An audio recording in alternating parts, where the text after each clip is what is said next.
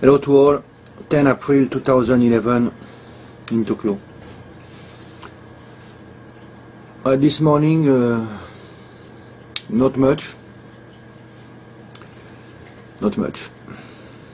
Maybe tonight we're going to have more information. You know,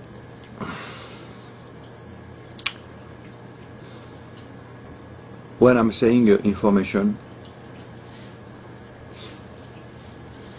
I'm talking about the danger, the real danger of a radioactive element. Maybe a lot of people now who are watching the videos on YouTube, some of you probably are young, you know, around 20, 25. If it's the case, you might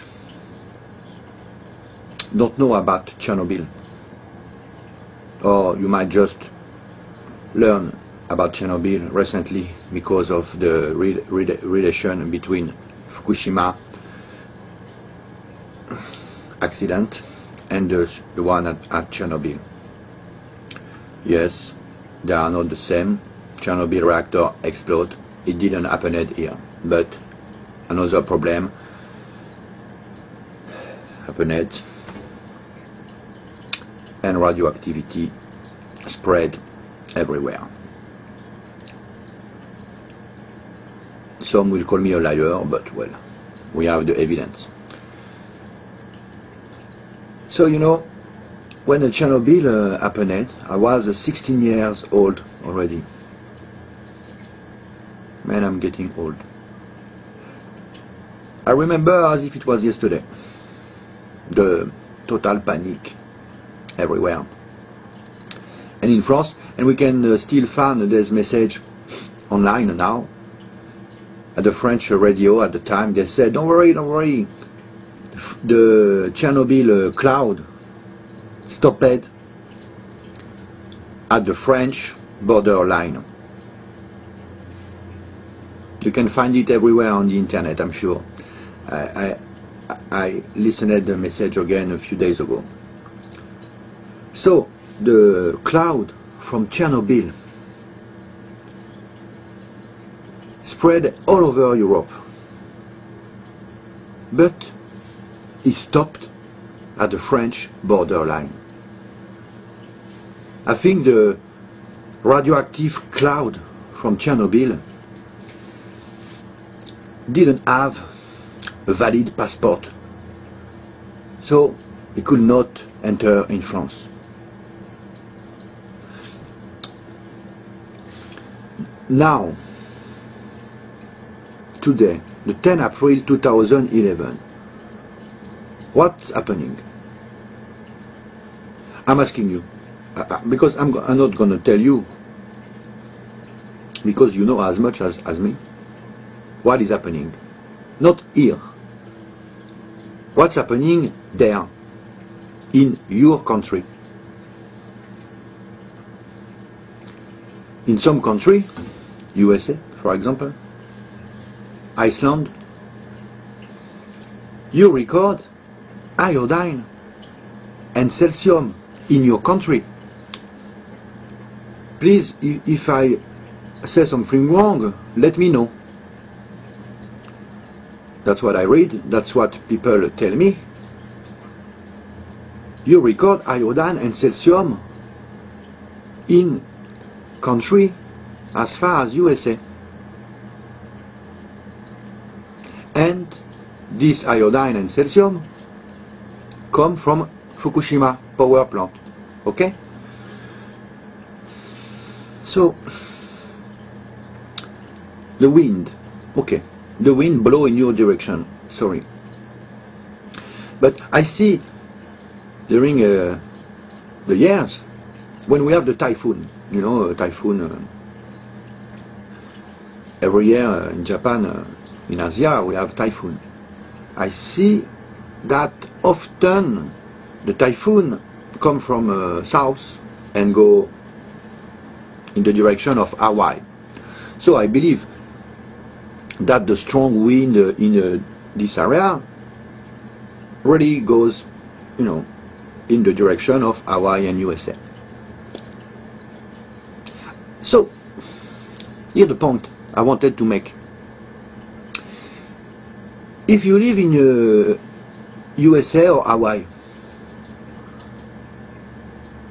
are you okay to record radioactivity from here going into your country? Do you think it's okay? Imagine me, oh no, not me, because I will never say that, but imagine someone living in Japan and saying, it's okay for Japan, the wind blow east, so the radioactivity will go in USA. Will you be happy to hear something like that?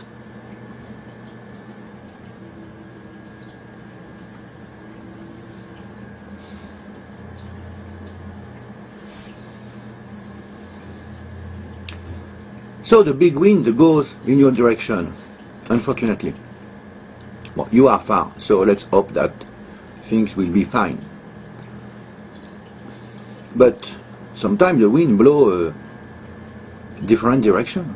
Every day the wind blows north, south, east, west, you know. So the point of all this is, if the iodine and the cesium can travel as far as Europe or USA, how come here, on the same place where is this Fukushima power plant, how come it will not travel in all the country? Just trying to be logical. The cesium and the iodine can travel as far as 10,000 kilometers away, east. So, how come it will not traveling 500 kilometers south or 1,000 kilometers west? Trying to be logical, nothing else. You know, it's illogic. This thing is spreading all over the world. And I'm not trying to make you afraid. You record in other countries. So it means that these elements are traveling all over the world.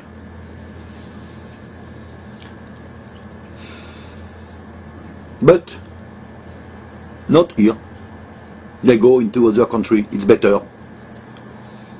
Well, I'm sorry, you know I don't think it's better, but this is what seems to be in the mind of everybody, not in this country, but in all the country. As long as the radioactivity go in another place, it's fine. That's what people think.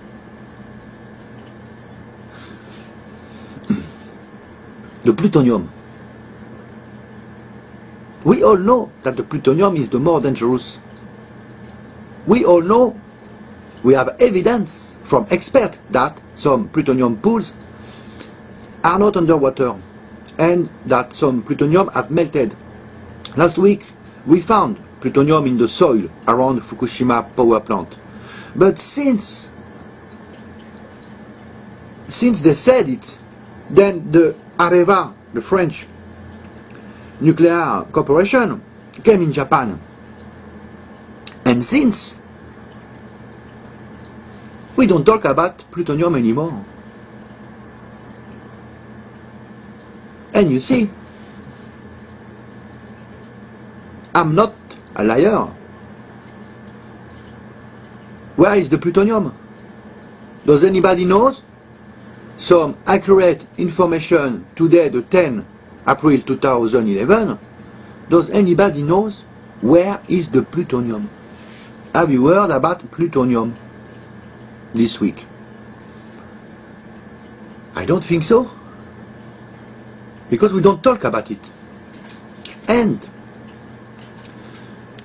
we know from experts that we cannot see the plutonium with a compteur Geiger. You need a special device to find the plutonium. Only there's nuclear guys have the material to say, here, there is plutonium here. So it's very easy to hide the plutonium now, because we cannot see it, we cannot detect it. Iodine, they say half-life of 8 days, 15 days, depending on channel. So let's talk about iodine. Then people will understand that after 2 weeks the iodine will disappear. Well, Celsium, 30 years, half-life, it's a bit longer. But the plutonium, 24,000 years of half-life. The plutonium is released in the atmosphere now. It's released since probably the beginning of all this disaster. I made a video when it was confirmed that the plutonium were released in the atmosphere. And this is more than 1 week ago. How far the plutonium can travel? This is my question.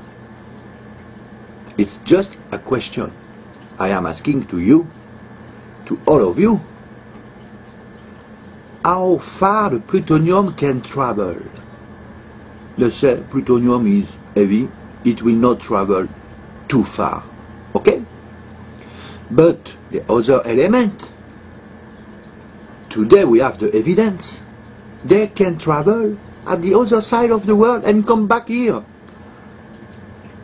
So, when they say plutonium cannot travel too far, how far it means? 500 kilometers? 2,000 kilometers? 10 kilometers? Don't you want to know? Where is the plutonium now? I mean, the plutonium who is released in the atmosphere. It's probably in the sea, in the air, in the soil.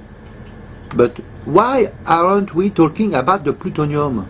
Since we know the plutonium is the devil. The plutonium is a killer. Why aren't we talking about plutonium since more than 1 week? A simple question that I am asking today, 10 April 2011. I'll see you soon. Bye bye.